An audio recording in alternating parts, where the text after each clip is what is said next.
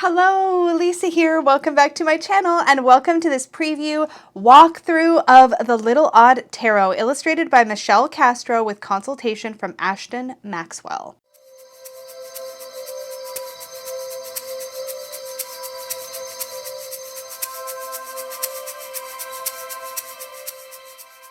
Oh my goodness. Okay, I say that all the time. You guys, I'm very easily excited. I don't know what else to tell you, but about this in particular, I am incredibly excited. Also, can we talk for a moment about the shade match between the accent on the box and this beautiful cloth? Okay, anyways, I'm really excited about this deck. So if some of you who watch a lot of my videos may have caught a little bit of what led to this moment, but for those of you that maybe haven't seen it yet, I have a relatively new series here on my channel called Hot Takes, where I share with you guys my hot takes on upcoming tarot decks. And that is how I stumbled on the Little Odd Tarot. Oh my gosh, I don't even know where to begin. So I stumbled on this deck during my hot takes, about lost my mind. I will try to remember to link that video up in the cards somewhere so you can check that out and see my actual like legitimate first reaction to this deck. But at the time that I was filming my hot takes at the time, I could see that this deck was not going to make its funding goal like I was hoping. I backed it. I like talked about it in my Facebook group. I talked about it on my community tab here on YouTube. I wanted it to make its goal so bad. And I messaged the creator of this deck, Michelle, to be like, hi, what can I do? I want this to fund so bad. And she told me then that she had a backup plan. So like, don't sweat it if it doesn't make the funding goal.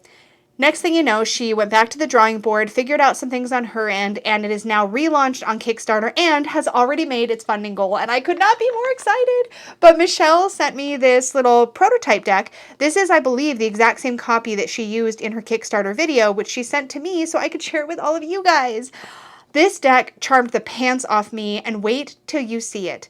And I'm getting there, I promise. It's not meant to be a long teaser. I'm just very excited, so just like, I need this moment to be excited. But a couple of things before we get into it. So there are going to obviously be changes from this copy of the deck to the final version. When I receive a prototype deck for review, oftentimes these are sample copies. So there are often maybe small errors, or it's just not the final version. So I'm not going to talk too much about production quality, but I can tell you that the final version of the deck will be in a really nice smooth cardstock finish that will be 330 GSM. It will be lovely. I'm quite confident. And okay, with all of that production-y stuff out of the way, let's get into the deck. And you guys are going to be so surprised because this is a black and white deck. But it's everything. Okay, so I just can't wait to go through all the cards. Just in case the light hits it, this prototype is a linen finish, but it's only thin. It's only like a 300 GSM. The final version, like I said, will be 330 GSM, so a little bit thicker, and it will be a smooth finish, just in case that throws you off. So before we dive into card by card, which is the part I am honestly so stinking excited for, quick look at the back of the deck. So it's got this really fun pop of this really beautiful sort of seafoam green or seafoam blue, whatever you want to say about that. It does appear to me that the deck is fully reversible. In fact, even the pattern of the stars does seem to be the same on top and bottom. If anybody wants to actually take the time to figure it out, I mean, maybe there's some differences, but it looks to me to be fully reversible. All right, and this is, as I mentioned, a black and white deck. There's a part of me that literally wants to get out some Sharpies and color this. Is that just like the worst? The worst thing? Poor Michelle is probably going to be like, oh no, what have I done? As I go through this, please remember that this deck is currently, at the time this video releases, the deck is currently funding on Kickstarter. It's reached its minimum funding goal, which means that the deck is happening. Like, there's no question, the deck is happening. So now we're just trying to reach stretch goals. We're trying to just knock this one out of the park, because it's so delightful, and I can't believe it was completely under my radar. Okay, I'm going to stop gushing for a second, and we're going to go through the cards, but I'm just super excited about this deck. So here we have our Fool. I love that our Fool is kind of gender ambiguous. I can't remember from the preview images I saw on Kickstarter if all the characters are, but I love that the Fool is. That's something that I don't realize it's something that I really particularly enjoy until I notice that it's there, and then I'm like, oh yeah, that's kind of nice. Like, I like it when our Fool is a little ambiguous. I enjoy that. I love that our Fool is actually holding a sunflower and is like kind of looking up at the beautiful sunshiny day with like their heart kind of open with their arms spread wide as they're getting ready to traipse off the cliff. I would say the only thing technically I would see missing from this card in this moment is a sort of animal companion or animal guide, either somebody distracting them or somebody like warning them. I do enjoy that element in the card, but this is really cute. Yes. Okay. So a couple things I noticed right away about this magician card is that we have, of course, all 4 of our suit symbols. We have our swords, our wands, our coins or pentacles, and our cups. Our figure is just literally in this like cross-legged position in the center, looking very composed, kind of almost like they're floating in the air. And holding in their hands, there is like an up arrow and a down arrow. So the body posture here is different than we would see in like a typical magician with one arm raised and one arm pointing down. But we still have that hermetic idea of as above, so below, with these up and down arrows that are referenced here, which I think is pretty cool. I love the sort of yin-yang energy of this high priestess, how like this half of her is dark and this half of her, well, this half of her hair is dark, this half of her hair is light. And you can see down like her outfit, and I love that. I'm all stumbly all over my words. You guys just don't know how excited I am about this. But I love that we have the dark and the light pillar, the crescent moon kind of at the tip of her hat here, but she's still blocking that sort of gateway or doorway of knowledge. And we have the crystal ball sitting right at the center. It's interesting here, the symbol of Venus on the vase here. That's a symbol that I would normally associate with our Empress, which it does appear on our Empress as well. But that did catch my attention when I saw this just now. It's like, oh, okay, so that's interesting. I'd be curious about that. But I love that she's gazing into a crystal ball. I love that the kind of concept of, oh gosh, I'm going to get this wrong, Yoaz, and I'm not going to try to do it. The concept of the dark and the light pillar. I know that they mean mercy and severity, but I always forget how to pronounce their like actual names. I love that we see that present throughout her entire being and not just in the pillars. That idea of sort of, I kind of almost see it as like 1 foot in the light and 1 foot in the dark, which I've never really thought of with the high priestess, but also makes perfect sense to me. Also, I apologize for flappy hands. If you see flappy hands like kind of over here, it's because I'm literally moving my hands a lot while I talk. It's what I do. I'm sorry. This Empress, I think, is super delightful. Her gown has the pomegranates on it, just like we're used to seeing. And her actual hair almost looks like it's made out of leaves, like out of the bounty. You know what I mean? We've got the Venus symbols here. I think she's really sweet. I love the sort of like presence that she has on the card. I don't know how else to describe it. I just think it's really great. The Emperor here looks, again, decidedly sort of gender ambiguous. You've got a squared off jaw. This could be definitely a more masculine or sort of male presenting figure that just happens to have long hair, sure. But I do like that there's, again, a little bit of ambiguity here. Somebody who looks confident, who is taking up space in the card. And that's actually something I noticed about both the Empress and the Emperor, is sort of how close they are to our view. They're taking up space, which is a really cool way to look at these cards, because of course they are our sovereign sort of leaders in the tarot in a way. We've got that sort of more active, sort of commanding energy of the Emperor, and then that softer, more nurturing energy of the Empress, both present, but in a way that's very big and feels very close up. Whereas here in the Hierophant, our Hierophant is further away, right? They're taking up a little less space, but they're definitely guarding or gating off their teachings or their knowledge. We have 2 supplicants implied here in the front, the keys crossed at the belt. I really genuinely enjoy this Lover's card, and I'm not entirely sure if I can quite express what I feel when I see this image, but I'll say this: both candles are burning equally bright. We have the dark again here, that sort of like yin energy of that passive. I have a very strong association with that concept of yin-yang, that concept of dark and light and feminine and masculine, or active, passive, however you want to look at those energies. I really am drawn to that.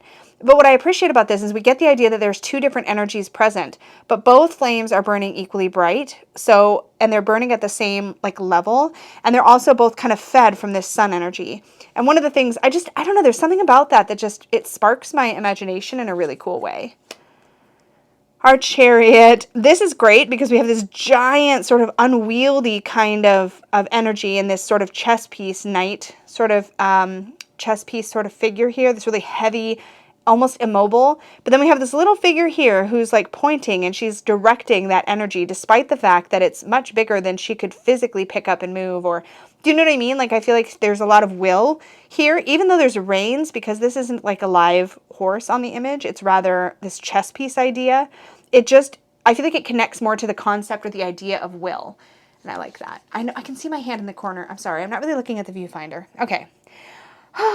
This is an image that I saw in the first Kickstarter campaign that practically took my breath away. I love the way these two characters are both sort of looking at each other eye to eye as equals. And there's a softening here in a way. There's like a recognition of self or of other here. And it's actually a really powerfully illustrated card, despite, I think some might write this deck off as playful and light. And I see that in this deck, but I see more. And this card is an example of that depth that is here. And I think one of the things that really excites me about this deck.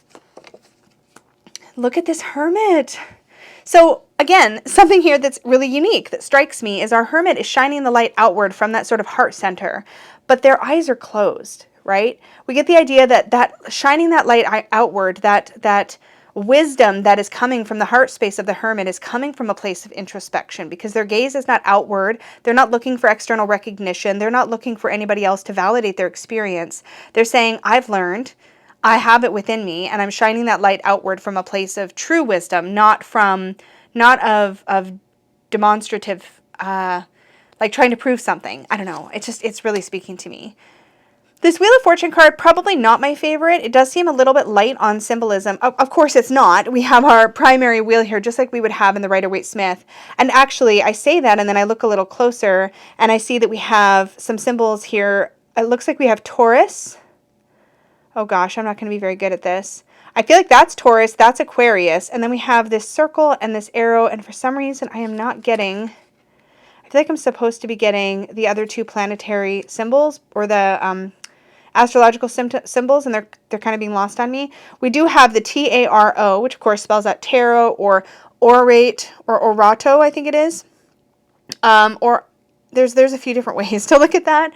I'm not going to belabor that, but it's a simple card. It gets the meaning across. I wish there was a little more here, but I get it. Justice. Again, we see that duality present in the black and the white and the play on those opposites. It does give the idea that the sword has to cut both ways and has to cut fairly, just as the scales have to measure equally. At least that's what I get from it.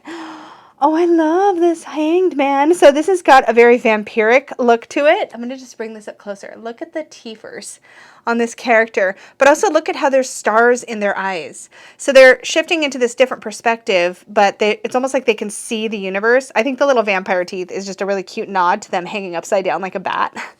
I love that. Oh, okay, I don't remember this from the Kickstarter campaign, but the Death card almost looks as if they are rowing past.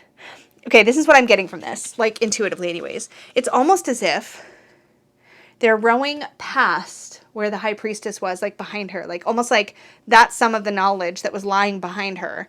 That's the same sea. Does that make sense? I don't know. I think that's really cool. That's what I get from it. Again, I don't know if that's intended, but that's what I get, and I think that's awesome. Temperance. Love this. It's interesting to me that our temperance is floating, but we have this like sort of, it looks like this could be water, and it's kind of rising up with a crown above it. I'm not entirely sure. I'd be so curious to hear Michelle's take on this. I do know that one of the stretch goals for the campaign, and I can't remember at the time I'm filming this if it's already been reached or not. I think it hasn't been, but actually no, maybe it has, is for a printed out guidebook to come with the deck, I believe. So otherwise there'll be a digital guidebook, but I really am curious to know more about Michelle's art choices here, and I hope that's included in the guidebook. I haven't discussed the book with her at all yet, but I love it when artists include their interpretations or why they illustrated the card the way that they did. This Devil card is awesome. I love this like kind of mischievous sort of character in the back here. That's great. The Tower. The crown has been knocked off the tower. You can see flames in the windows. Our figure is falling backward, looking very unnerved. The Star. I love that she's in the water, like a lot. Like I love that a lot. Again, we have a dark bowl and a light bowl. We have the two. We have the star crown here on her forehead, but the central star above. The Moon. One of the things I think I really like about this is that we can see that there is a lot of darkness here in the landscape, and only the crescent of light part of the moon would be showing. So only this very small patch here in the center is actually illuminated by the moonlight. So it kind of casts, it casts light on the meaning of the card. That was cheesy, but it just came to me. I'm sorry. And here we have the sun card. I think it's interesting that both celestials' eyes are closed. And again, I think it's a reminder to look within, to not always be looking outward, but that could have just been a design choice as well. Love the sunflowers here. I love this judgment card and the person kind of stepping out of the coffin and kind of reaching up for the angel that's calling to them. And I have to say, this I saw on the Kickstarter campaign. I adore this version of the world card. This very clear, this door is closed, this journey's complete, and there's this really inviting open doorway with stars behind it, and the lemniscate up above, symbolizing that constant loop of life, that like as each journey ends, as each cycle completes, a new one starts. And that's so incredible. And I'm stuttering because I'm really hyper about this deck. All right, let's set that over there. So now we have our Ace of Cups. Love the eye in the center of the cup, the way that this is simply imagined with the heart above. Very clear to me. Our Two of Cups. Love the intertwining snakes here. I love the bunting over top of these two figures. And the sort of youthful, I don't know, like kind of wide-eyed innocence of their connection with one another. Our Three of Cups. I love that we have what looks to me to be, again, a more masculine, like we're not getting that obvious, stereotypical, like three very classically female or feminine appearing figures. We're getting more of a mix, which I genuinely appreciate. It's not often actually that in the Three of Cups we see either a mix of genders, gender ambiguous people, or like boys. For example, it's one of the things I love about the Druidcraft Tarot is that it's actually three like male looking figures in that card, as opposed to like here where we have a mix, or in stereotypical where we have three like dancing girls basically. And I enjoy that. I feel like it speaks more to what a Three of Cups moment can feel like, because it's not anything to do with gender, right? This Four of Cups. I like how the Cups people, I just realized, they all have this bunting. It's like they're all at, it's almost like they're all at a party. And we're like peeking into different corners of the party and what's going on. I just noticed that. And so here we have a figure who's off kind of at a table, kind of being miserable. Somebody's offering her a glass. She's overlooking it. This person's like outside. They're feeling pretty miserable. I like that the cup that's full is on top of their umbrella where they can't see it because their umbrella is in tatters. And like all their other cups are like spilled and emptied. And they can't see. It's like very much a can't see the forest for the trees kind of feeling here. I love that. And the Six of Cups, maybe at a different part of the party, somebody is passing along a little gift. That's cute. And then in the Seven of Cups, oh, this is cool. I like how different each cup is. We have like a cat mug, a bat goblet. We have I feel like that maybe, oh, it's like a fish or like a piranha-shaped cup. We have like, I don't know what that's supposed to be, like an eye in a cup. Oh, we have a little mermaid basking in a cup up here, the angel. So you get the idea of the Seven of Cups, just again, kind of reimagined in a cute way. There's like a very subtle sort of, I want to say creepy, but that's way too strong of a word. There's just a subtle little thread of otherness to this deck that I'm picking up. Here's our Eight of Cups. Love that image. Love the Nine of Cups. I love that it kind of reminds me of one of those champagne fountains. You sometimes see at like events and weddings and things, and our character's sitting on the very, very top, maybe where a cake had been. There's definitely that idea of like sort of satisfaction and fulfillment here. And I love the way that this Ten of Cups is illustrated with this family table all set. The idea that our cups are full, but in a way where we have like a community or a larger group around us of people that are sort of representing that bigger sense of family or community. But again, it's not showing us that nuclear or stereotypical family. So it's easier to see oneself in this imagery, which I really appreciate. I love the Page of Cups. I spotted her on the Kickstarter and I love her. There's a few cards I always look for when I'm considering a deck. One of them is the Nine of Cups, and one of them is the Page, and one of them is the Queen, and I liked all of those cards in this deck. There's more, but those are like the first ones I'll usually go look for. Page. Love this knight with the seahorse, and I love that the knight is, I love that actually, are all our quartz mermaids? I think they might be. So there's our Page, there's our knight. I love this Queen so much. And there's our King. Also in the sea. Love, love, love, love, love. And again, our King has very, very long hair. There's more gender ambiguity. I love it. Okay, so now we're into the wand suit. Love the Ace of Wands and the fact that there's two hands kind of with that like burst of wand with flame kind of idea there.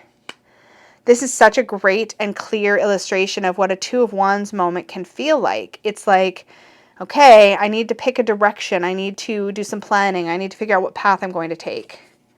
But in the Three of Wands, we already know which path we're taking. We're embarking now. We're on a journey. We've put things in motion, right? Four of Wands. I love this little mushroom house. It's so cute. I feel like there's been, whether intentional, whether conscious or subconscious, I feel like Michelle's done a really good job here, actually, of sort of embodying the ideas of the cards without getting locked up in, I guess, stereotypical social constructs. At least that's what I feel like looking at this deck. I love this Five of Wands. This is exactly what it feels like. A bunch of people, and everybody's talking over each other, and like everybody knows how they want it to go. And, you know, it's, yeah. The Six of Wands. We have two figures celebrating or being recognized in this Six of Wands. And I think that's really cool. We usually only see one single solitary figure who is celebrating their victory, but here it almost looks like there was a couple or a team celebrating. They're sharing that moment of success. This Seven of Wands. Love how her flame is burning the brightest, and she's got a really fierce and determined look on her face. Love that. Yes, this momentum in the Eight of Wands. All too often, even when a deck goes its own way, the Eight of Wands ends up kind of just being the traditional like look of eight wands streaking through the sky. I love how in this one, our central character is like climbing them, like racing up them, almost as if they have wings here, up the stairs or up the wands. And I think that's a really cool way to depict it. Oh, this Nine of Wands. This is so great because it's like they're defending, but what is it they're defending? Is it emptiness? Is it real? Is it like House of Cards type stuff? Like what's going on here? And I think this asks that question in a really cool way. I love that. And the Ten of Wands. Our tortoise here, tortoise, I think. I think our tortoise here is a little overburdened. He looks a little not thrilled with the load that he's carrying. And here we have our Page of Wands, kind of, ooh, at the like bursting into flame wand. Our Knight of Wands is riding a lion. I love that, with the flaming helmet. Our Queen of Wands, love her, in front of the dancing flames in the back. And our King of Wands. Yes, he's wielding the fire in his hand like that. That's great. And now we're into our swords. So we have our Ace. Yes, she's like, I can't see, and she's got to pick which one. It's almost got like a mini Eight of Swords look to it, which is interesting because actually the Two of Swords in a lot of ways is kind of like a mini Eight of Swords sort of moment. Three of Swords, very stereotypical here. I'm fine with it because I work with that image all the time. The Four of Swords, we have another vampire coming back out. I think vampire resting in his coffin is a pretty great, and this is what I mean, there's just like a little thread of like spookiness that kind of runs through this deck, but it's kind of in this unassuming sort of way. And this is such a great depiction for the Four of Swords because of course we are resting like we're not at battle right now. We're not fighting anything. We're actually resting and recuperating. Classic vampire rest, right? This Five of Swords. I love how the characters like faces are kind of chopped off, and the zoomed in image here is on these different swords here. And this fifth one here, I like also how you see one character's face is like sort of a slight smile, and one character's face is a slight frown. And what you can't tell is who's doing what to who, because it could be that this person is kind of manipulating this person, and they're like, but I don't want to give up my last sword. Or it could be the other way around, and this person is like, has just taken the last sword from this person who was trusting them, that smile. It says a lot without a lot happening on the card, if that makes any sense, and I really appreciate that. The Six of Swords with the baggage is spot on to me. Like Nuff said, that works so well. It's almost like there's a ladder and you're escaping out of a situation, but then you've got to kind of climb past and decide, are you taking those pieces of baggage with you or not? The Seven of Swords. There's a little sneaky sneak with the Five Swords hidden behind the back. So it almost looks like there's only two swords. What's happening there? And the Eight of Swords, that more bound, more restricted feeling that I was kind of hinting at in the Two of Swords. I really genuinely love how in this Nine of Swords, you can clearly tell this character's eyes are closed and they're thinking about the Nine Swords, but there's no actual swords around them. And I love, love, love this Ten of Swords. I really appreciate when the sword suit does a good job of reminding us that this is the suit of the mind. I think all too often we see a body lying on the ground and all these swords stabbing them, and sometimes we see gore or we see blood, and we're like, whoa, man, this is like the mental suit. Like, this is the suit of the mind. This reminds us that those swords are stabbing us in the mind. Whatever's happening is happening in our thought processes, in our way of looking at the situation. It's very unlikely to be your physical reality so much as your reaction to your physical reality. And I think this drives that point home in a really clever way. The Page of Swords. I love this like sort of little Greek looking, I'm not sure the right words to use, but that's what that makes me think of. I love that. Carried on here in the Knight, who is on a unicorn. Yes, a unicorn. Our Queen, it looks like she's going to take no crap, which is classic for our Queen of Swords. And our King of Swords. I love the, like, sassy look on both of their faces, by the way. They both look, like, sassy, right? Love it. And that brings us to our Pentacles. My deck is a little slidey because it's got that linen finish. Remember that the Kickstarter will be a smooth finish. It won't be quite as, like, slippery, but it'll still, like, be really smooth. Ace of Pentacles. I love the little buried coins you can kind of see in the background here. The Two of Pentacles. Yes. Love the sort of rocky, sort of shaky feeling that you can see on this figure's face. Three of Pentacles. I love that they're all working on a painting together. Four of Pentacles. Yep. Oh, it's Five of Pentacles with the wind and the sort of glow behind them, like that there is help. It's like raining, but it seems like the rain is just like moving with them almost. Like it definitely speaks a little bit to mindset as well here. The Six of Pentacles. So I love this because you have somebody up here who seems to have the most capacity to maybe be generous in this moment. But around them, you can see that they are each sharing with one another. So there's this real feeling of like, yeah, maybe there's access. Some of them have easier access, like these two here, have access directly to the resources being handed down by this character, but then they're sharing them with the figures that surround them. And I think that's a really cool way to look at the Six of Pentacles. I love the hourglass that is slipping, the sand is slipping away in the Seven of Pentacles because it's about waiting. It's about seeing how things are going to turn out. And time is like a major element to this card for me in the way I read it. So I love seeing that there. Then we have our Eight of Pentacles, this idea of perfecting our work. Yeah, we might be doing the same painting over and over again, but it's getting better every time. The satisfaction of being able to enjoy our own harvest, the one that we've worked for in the Nine of Pentacles. And in the Ten of Pentacles, I like that they seem to have created this very safe, closed-off space for themselves, but in a nice way. It feels like they're established. It's a fawn, right? That's a fawn. That's like a F-A-U-N as opposed to the baby deer, which is an F-A-W-N, right? Right. I've learned stuff. I love that for the page. Our Knight is riding a snail, which is fantastic. Our Queen is here on a throne that is attached to this beautiful weeping willow tree. Perfect for the Queen. And our King is in a throne with this other type of tree. Love, love, love that. Okay, so I've zoomed us out. I'm going to give these a shuffle. Now, the shuffle, don't pay too much attention because this cardstock is not the same as the final version. But let's do a quick little sample reading. I don't have a guidebook or anything like that, but I love the way that these cards seem to tell the meanings through their, granted, somewhat simple kind of imagery. So let's do a 3-card energy obstacle advice sample reading so you can get an idea for how this deck might function in real time to read with. And before I do, just a gentle reminder that this is funding on Kickstarter right now. I will have the link to the Kickstarter campaign down below, so definitely check that out. And if this one excites you as it did me, consider throwing your name in the hat to back this one. It'd be really cool to get to some neat stretch goals. Really excited to see this campaign continue to grow and this deck to do well because I think it's a really, really well done deck that just happened to fly under the radar. So let's see what we have coming up. So anybody, this message could be for you or this just could be a sample read. It's up to you. If it feels like it's for you, it probably is. Let's just do an energy obstacle advice. What's going on in this moment? What is our current energy, the current obstacle, and the advice? All right.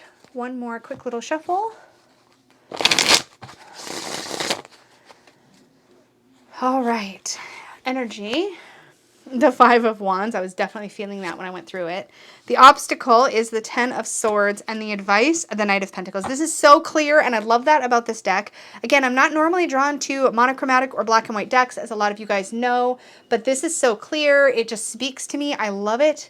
It's really easy to determine what the cards mean. Okay, I'm going to stop. I'm going to stop and do the reading now. So the energy, Five of Wands, is all about conflict, but the kind of conflict where a lot of it has to do with just everybody feeling so passionate about everything, or everyone in the circumstances feeling so passionate. They feel big feels about it, right? Our wands are where our passions and our feelings come out, not our emotions so much, but that our feelings, our drive, the things that like we get fired up about. That's what happens in the Five of Wands. And here you've got a whole bunch of people all fired up at the same time. Sometimes that energy can be channeled into productive ways, like a bunch of people applying for a promotion at work or something like that. But a lot of times this is like everyday energy that shows up in meetings, whether it's a family meeting or a business meeting, where everybody's throwing their ideas on the table, but nobody's really hearing each other. So it's just like a kind of like a game of like who can have the winning idea, or who can be the loudest. And we're not really getting a lot done in that situation. So there's a really kind of sticky, sludgy, not moving forward energy to the Five of Wands, despite it feeling very energized and exciting.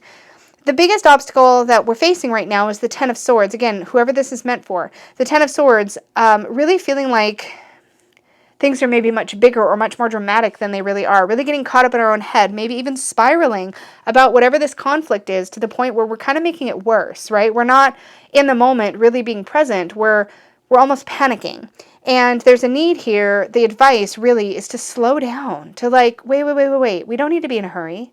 What we need to do is be mindful of what we're trying to accomplish, what we're taking care of, what's our responsibility, what are we in charge of. In this case, our knight is holding the singular pentacle that they're in charge of.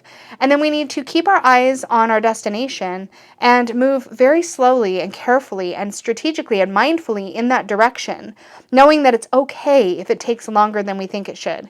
It's okay if things are, maybe not fully clear right away, as long as we just keep putting one foot in front of the other. And that is what I get from this simple 3-card reading. And I think just how well that flowed and how easy that was to do, to me, tells me this deck is definitely a keeper. This is going to be really easy to read with. I think it's going to be really snappy. Not going to lie, again, part of me wants to take some Sharpies to this deck to throw in some pops of color. I think that'd be really super fun to do with this one. I think there's just a lot going on in it. I'm just super stoked. I'm stoked that the second attempt at the Kickstarter has already funded, so we know we don't have to panic, right? It's all going to be good. But look at how delightful this just was. Wasn't it just fun to go through this? I don't know. Maybe it's just me. I love doing walkthroughs, though. This is one of the great joys of having my channel. I love doing this. Please go check it out. I think it's really, really well done. I can't wait to get my hands on some kind of a guidebook, digital or paper or whatever, just to kind of get into Michelle's head a little bit and like learn more about her vision for the deck and for each card, and just to see like how did my intuition line up with like the intention for the artwork, because that's always really fascinating to me. Anyways, I'm going to stop babbling about this deck. Again, thank you so much for hanging out with me. Thank you so much to Michelle for letting me share this with all of you guys, because I really needed for myself, sort of selfishly, to get more eyeballs on this deck, because I'm just so dang excited about it. So check it out if it calls to you. Again, don't feel any pressure. Things like this, if you're not drawn to it, don't let FOMO, kick you in the butt. It's fine. There'll always be something else. But I personally am just really excited about it. So thank you so much for hanging out with me here and coming along with me while I geeked out on this adorable but really poignant little deck. And as always, please do remember to click the like button if you enjoyed this video, this walkthrough, or you found value in it. I really genuinely appreciate that. Subscribe if you're new here and you want more content just like this, and don't forget to click the little notification bell so you're notified whenever I upload new content or go live here on this channel. Thank you all so much, and may your magic always shine from the inside out. Bye guys!